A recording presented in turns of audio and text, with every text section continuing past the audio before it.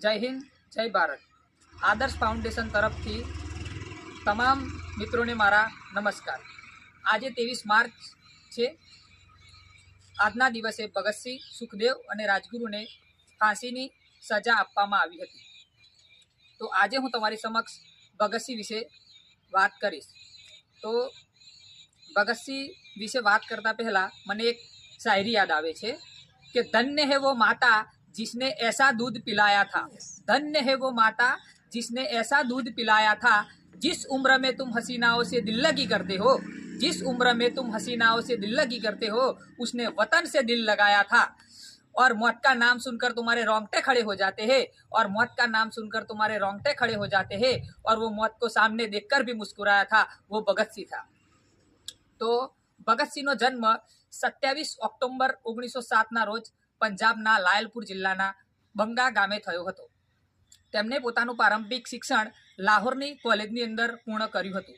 લાહોરની જે કોલેજ હતી એ દેશભક્તિનું કેન્દ્ર હતી અને આ કોલેજની અંદર સુખદેવ, ભગવતીચરણ બોહરા જેવા તેમના મિત્રો બન્યા હતા। ત્યારબાદ જે એમના ઘરના જે સભ્યો હતા તેમના લગ્ન માટે પ્રેરિત કરતા હતા કે તમારે લગ્ન કરવું જ પડશે। તો ભગતસિંહ લગ્ન કરવા માટે તૈયાર ન હતા, તેથી તેઓ ઘર છોડી અને ભાગી જાય છે।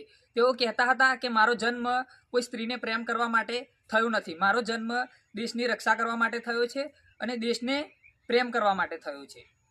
તો ભગતસિંહ ઘર છોડી અને જતા રહે છે અને તેઓ કાનપુર જતા રહે છે।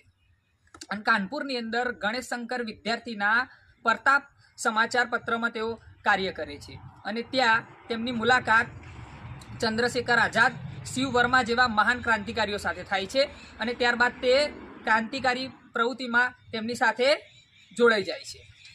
त्यारबाद वर्ष 1928 आवे छे अने भारतनी अंदर साइमन कमीशन आवे छे अने आ साइमन कमीशन नो भारतनी अंदर खूब ज विरोध थाय छे, कारण के साइमन कमीशननी अंदर एक पण भारतीय व्यक्ति न हतो। एटले साइमन गो बेकना नारा अने साइमन कमीशननो खूब ज विरोध करवामां आवे छे અને લાહોરની અંદર ઘણા બધા લોકો એકઠા થાય છે અને સાયમન કમિશનનો વિરોધ કરે છે। ત્યારે સાન્ડર્સ નામનો જે અંગ્રેજી અધિકારી હોય છે તે લાઠીચાર્જ કરવાનો આદેશ આપે છે અને ભેગા થયેલા લોકો ઉપર લાઠીચાર્જ કરવામાં આવે છે અને આ લાઠીચાર્જની અંદર લાલા લજપતરાયનું અવસાન થાય છે।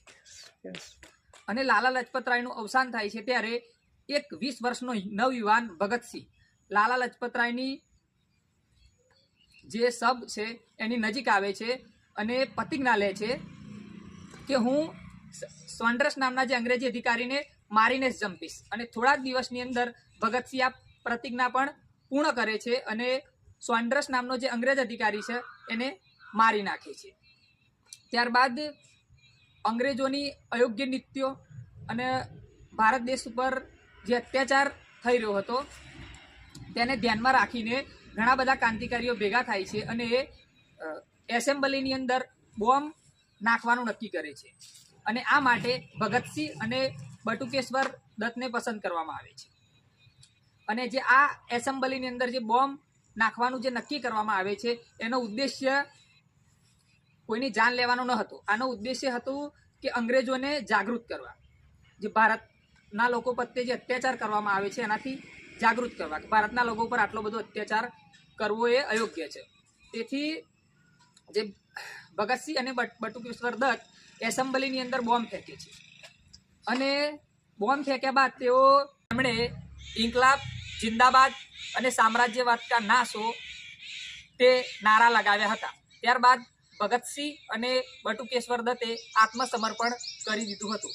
त्यारबाद हाईकोर्टनी अंदर तेमना उपर केस चाल्यो हतो अने आ केसनी अंदर तेमने फांसीनी सजा नक्की करवामां आवी हती अने 23 मार्च 1931 ना रोज भगतसिंह, सुखदेव अने राजगुरुने फांसीनी सजा आपवामां आवी हती। अलविदा भगतसिंह, अलविदा सुखदेव, अलविदा राजगुरु। तमे जीवी पण जाण्युं अने मरी पण जाण्युं। लाख लाख सलाम छे तमारी शहादत ने।